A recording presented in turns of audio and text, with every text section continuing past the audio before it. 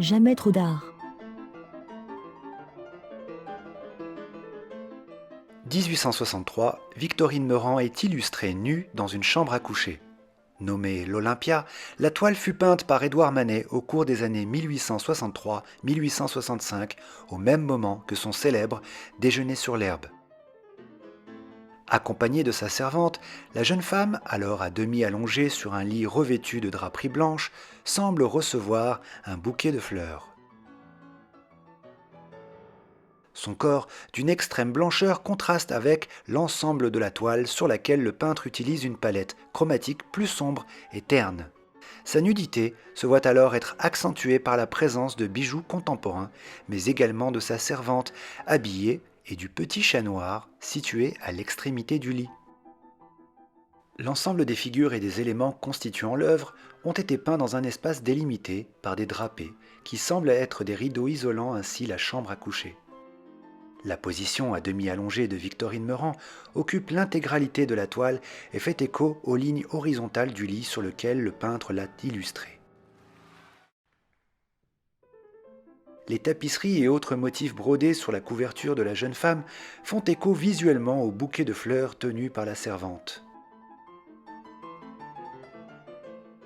Finalement, le corps porcelané du modèle et la blancheur de la literie sont les premiers éléments auxquels le spectateur est confronté sur cet ensemble alors privé de profondeur qui, contrairement à des compositions antérieures, ne possède pas de veduta, c'est-à-dire de vue sur l'extérieur. Une confrontation plutôt violente pour le spectateur dans un siècle où la femme nue ne pouvait être peinte qu'au travers d'un prétexte mythologique. Avant de la peindre nue, Édouard Manet l'avait illustrée dans un portrait peint où Victorine Meurent avait également posé pour le célèbre Déjeuner sur l'herbe. Cette fois-ci, figurée nue, son assurance surprend, son regard franc et sa posture ont été vus comme une provocation de la part de l'artiste. En effet, le sujet s'inscrit dans la tradition du nu féminin italien dont Giorgione puis Titien en furent les maîtres. Cependant, là où les peintres italiens de la Renaissance illustrèrent des femmes nues dans un contexte mythologique ou bien allégorique, Manet a quant à lui mis en scène une vision plus crue, plus réaliste et dérangeante, une femme vue telle une prostituée attendant son futur client. Même si le titre Olympia pourrait rapprocher davantage l'œuvre d'une scène mythologique, nous apprenons rapidement qu'Olympia fut finalement un surnom utilisé chez les courtisanes au XIXe siècle.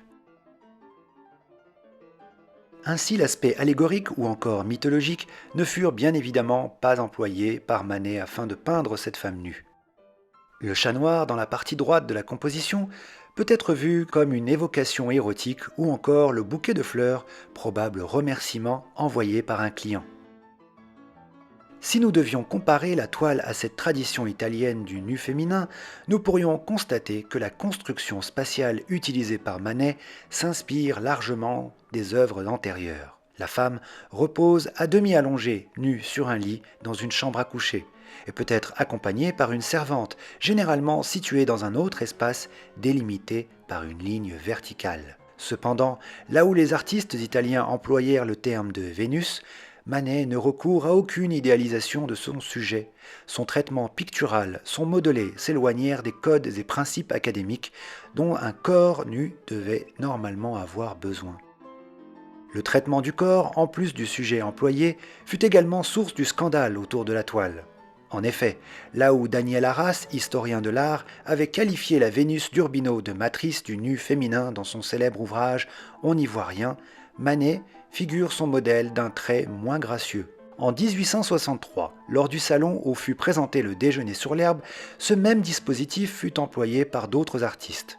Les lignes courbes, la chevelure, la sensualité du corps met le tout au travers d'une peinture académique sous couvert d'une thématique mythologique telle que nous pouvons le voir dans la naissance de Vénus de Cabanel.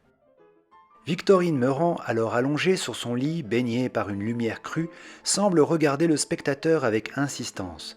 Son regard s'accompagne d'un geste jugé autrefois trivial, sa main apposée sur son sexe.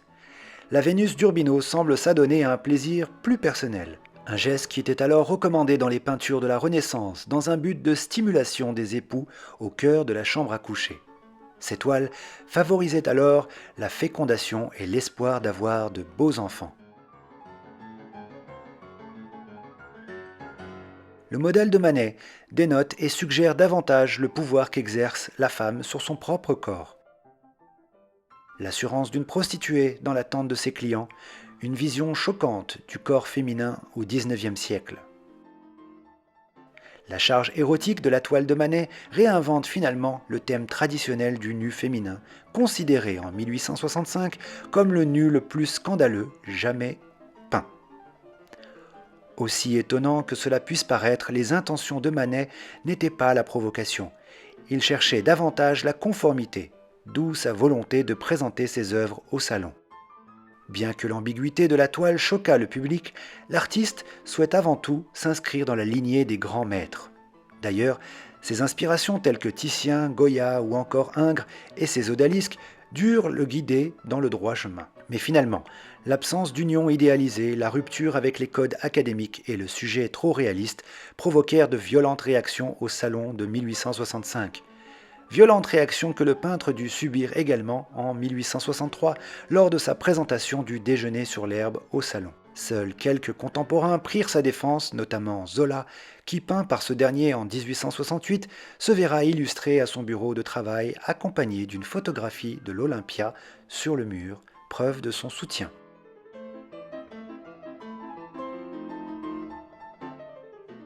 Le jeune Manet fut alors au cœur des scandales et sa peinture fut méprisée par les partisans de l'académisme. Les 11 bénédictes, conservateurs à l'époque du musée du Luxembourg, le musée des artistes vivants, parlera de la toile de Manet comme une transposition moderne de la Vénus de Titien.